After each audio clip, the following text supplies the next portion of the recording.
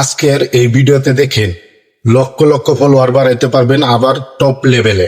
তো ভাই দেখেন টপ লেভেলে আপনি কিভাবে রকেটের নিচে না ফলোয়ার বাড়াইবেন।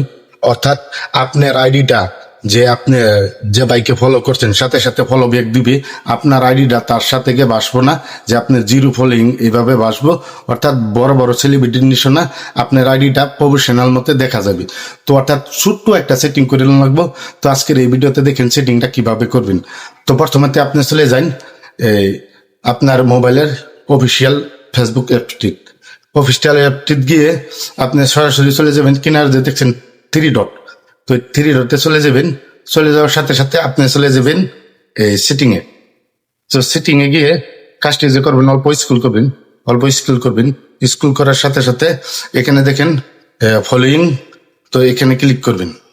এখানে ক্লিক করার সাথে সাথে অল্প স্ক্রল করবেন, অর্থাৎ এই যে 3 নম্বর অপশনটা যে আসছে, তো এই 3 নম্বর অপশনটাতে আপনি ক্লিক করবেন। ক্লিক করার সাথে সাথে এখানে দেখেন পাবলিক আছে, আপনি কি করবেন অনলি মি করে দিবেন।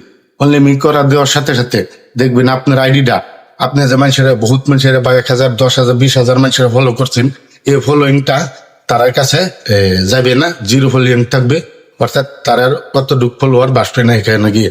তো বন্ধুরা আপনি যত পান খুলে ফলো করবেন তারা দেখবেন সাথে সাথে ফলো ব্যাক দিব, অর্থাৎ আপনার ফলোইংটা দেখাবে না।